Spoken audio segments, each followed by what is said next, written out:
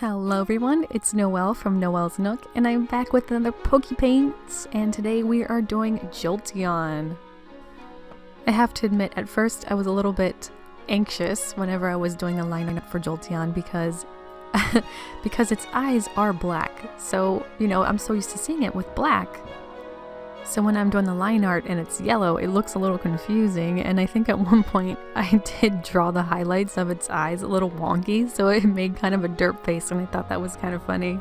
Now, as you know, I absolutely love doing monochromatic Pokemon, and of course Jolteon is mostly yellow with a little bit of white and black thrown in, and I did have a lot of fun doing Jolteon, especially the shading. You guys know I love doing my shading, and I have to admit, this was a little bit challenging as far as figuring out what well, not really colors, but what shades of yellow go best with Jolteon, because it is a very cartoony yellow in the anime, but I wanted to make it a little bit more, not necessarily realistic, but I did want to give it a little bit more depth as if it was an actual realistic looking creature, I suppose.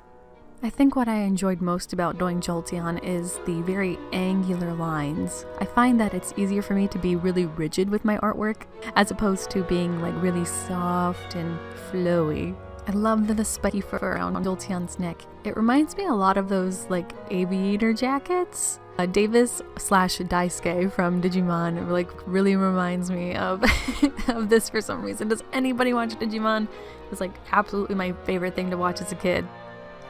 The most challenging part of this for me was trying to figure out how to, I don't know, really do the shading, because I knew kind of what I had in mind. I wanted to do something kind of anime-esque where, you know, the shadows are very defined, kind of how I did Sylveon, but I wanted to do something like that with Jolteon as well.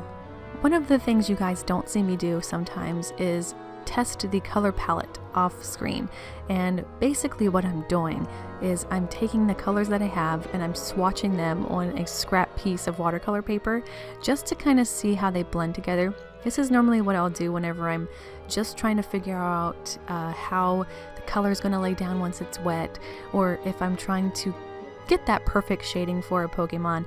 And it does take a lot of trial and error. I think the little card that I have for Jolteon, I have it right here actually, and it just has the two colors that I blended. I'll have to show you guys sometime, maybe on screen, maybe I'll have to do it in slow motion or something if that's something you guys are interested in.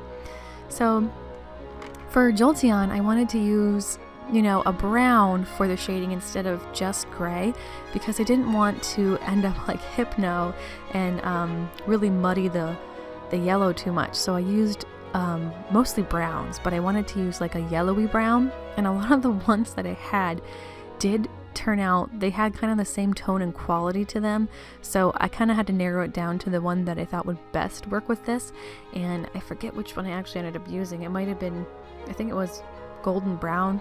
So yeah, there's a little bit more to the just the laying down the color and, you know, applying the water. There is a lot of color mixing.